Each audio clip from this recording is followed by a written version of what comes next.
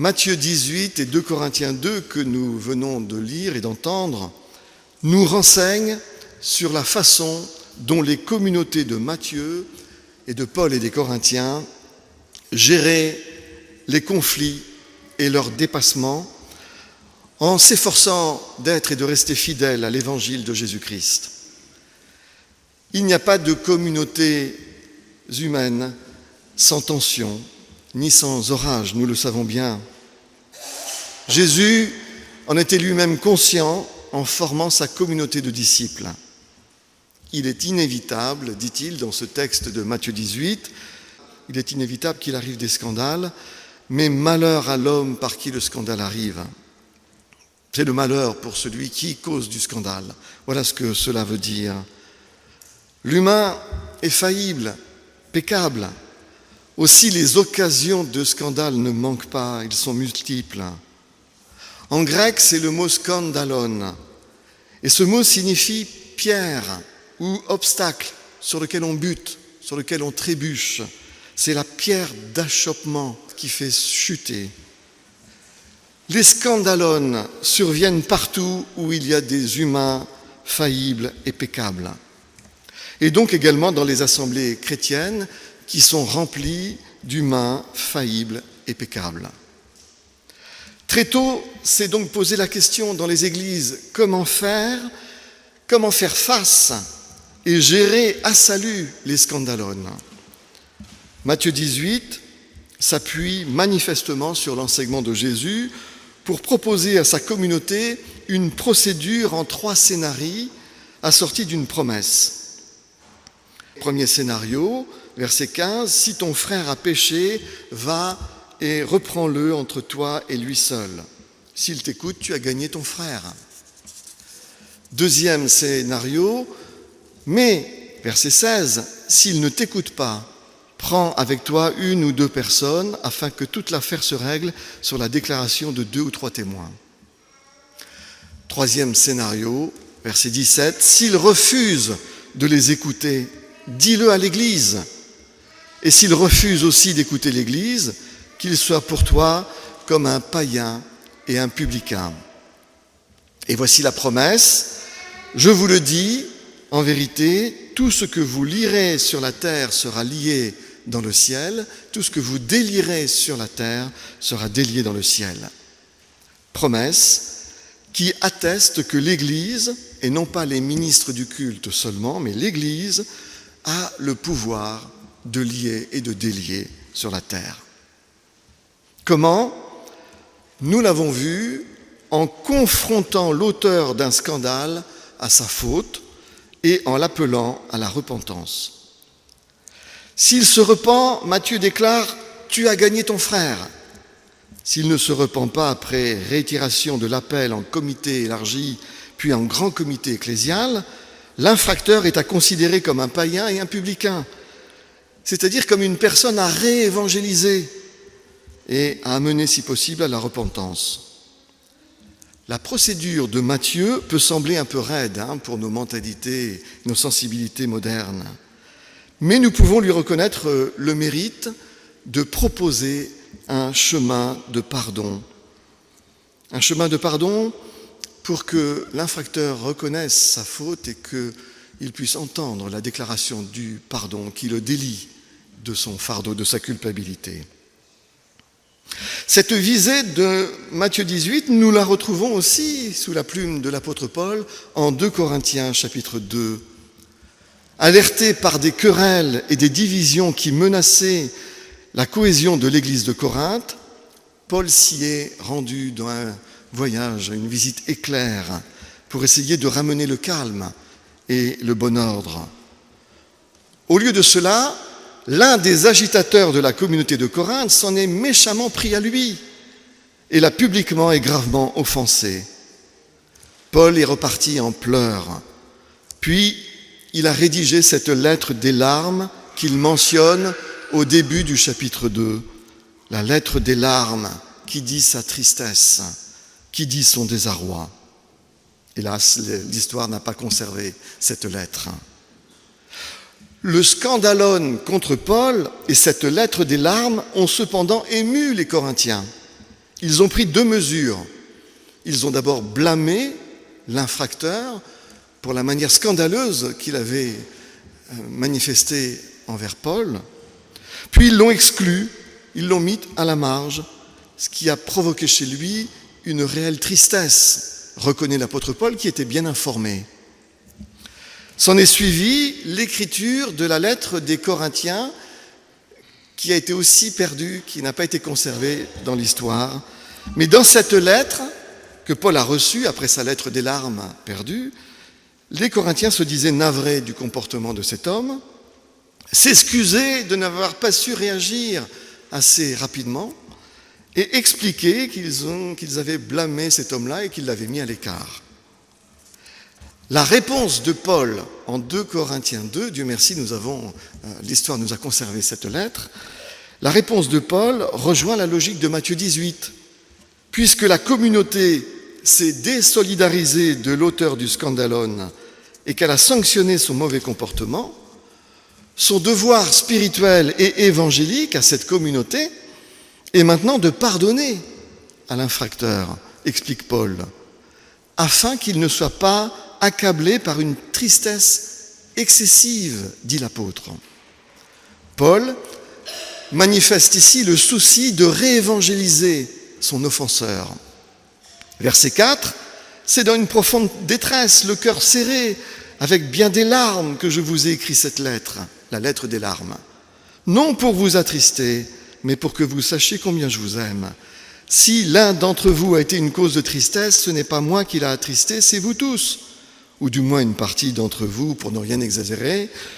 Paul était conscient que nul pasteur, fût-il apôtre, ne faisait l'unanimité dans sa paroisse. Le blâme que lui a infligé la majorité d'entre vous, reprend Paul, est suffisant pour cet homme. Aussi devriez-vous à présent lui accorder votre pardon et le réconforter afin qu'il ne soit pas accablé par une tristesse excessive. Je vous engage donc à lui témoigner de l'agapé, car je vous ai aussi écrit pour vous mettre à l'épreuve, voir si vous étiez des disciples. Celui à qui vous accordez le pardon, je lui pardonne aussi. Et si j'ai pardonné, autant que j'ai eu quelque chose à pardonner, je l'ai fait à cause de vous et devant le Christ. En conclusion, chers frères et sœurs, la Bible est remplie d'histoires de héros qui ont trouvé des occasions de chute, qui ont buté sur une pierre d'achoppement, un scandalon. Craignant que la beauté de sa femme, Sarah, lui cause des ennuis, Abraham préférait la faire passer pour sa sœur. Elle était, c'est vrai, sa demi-sœur. Mais le pharaon, pensant que cette femme était libre, l'a fait enlever pour la mettre dans son harem. C'était à coup sûr un scandalon pour Sarah, qui a dû en vouloir à Abraham de ne pas l'avoir protégée. En outre, Abraham s'est très mal comporté avec Sarah et avec Agar. Dieu l'a-t-il repoussé pour toujours ? Non, il lui a fait comprendre, avec l'épisode de la ligature d'Isaac, qu'il ne méritait pas, c'est vrai, de rester dans son alliance. Mais Dieu lui a fait grâce et lui a conservé son alliance. Jacob est lui-même, dans la Bible, le type même du menteur, du voleur, de l'arnaqueur. Résultat, il a dû fuir devant la colère de son frère et de son père. Mais il est tombé dans les mains d'un plus filou que lui, le tonton Laban. Et durant des années, il a vu et il a subi les coups malhonnêtes de son tonton Laban. Et il en a été dégoûté. Et il s'est dit qu'il voulait non plus jamais ressembler à un tel portrait d'humain. Il voulait changer de vie, changer de cœur.